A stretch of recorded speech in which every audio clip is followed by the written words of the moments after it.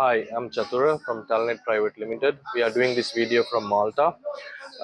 Hospitality management ඉගෙන ගන්න interest එකක් තියෙන අයට අවස්ථාව තියෙනවා 2026 intakes දැන් open වෙලා තියෙනවා.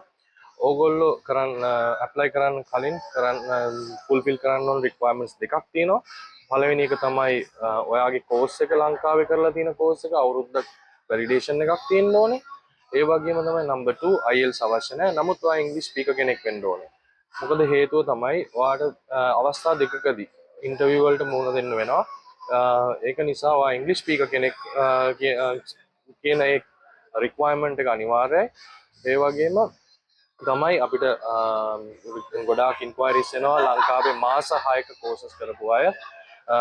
දැන් මේ ඩෙන්ටිටි එකේ අපේ එක්ස්පීරියන්ස් එකත් එක්ක මේ කතා කරන්නේ මාස 6ක කෝස් කරපු අයට සමහරක් වෙලාවට වීසා රිෆියුසල් එකකට යන්න ඉඩකඩ තියෙනවා. ඒක නිසා අද ඔයා ලංකාවේ කෝස් එකක් පටන් ගන්නවා නම් හොස්පිටැලිටි මැනේජ්මන්ට් ඒක ලංකාවේ අවුරුද්දක ඩියුරේෂන් එකක් තියෙන කෝස් එකක් වෙන්න ඕන.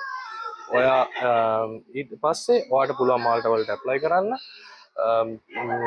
අපි මේ වෙනකොට ඔයගොල්ලෝ ලංකාවේ කෝස් එකක් ඉවර කළා අවුරුද්දක ඒ වගේම ඉංග්‍රීසි ස්පීකර් කෙනෙක් නම් ඕගොල්ලන්ගේ රිසියුම් එක අපිට එවන්න අපි ඉවැලුවේෂන් එකක් කරලා අපි ඔයගොල්ලන්ට ෆ්‍රී කන්සල්ටේෂන් එකක් දෙනවා to start your process. Thank you.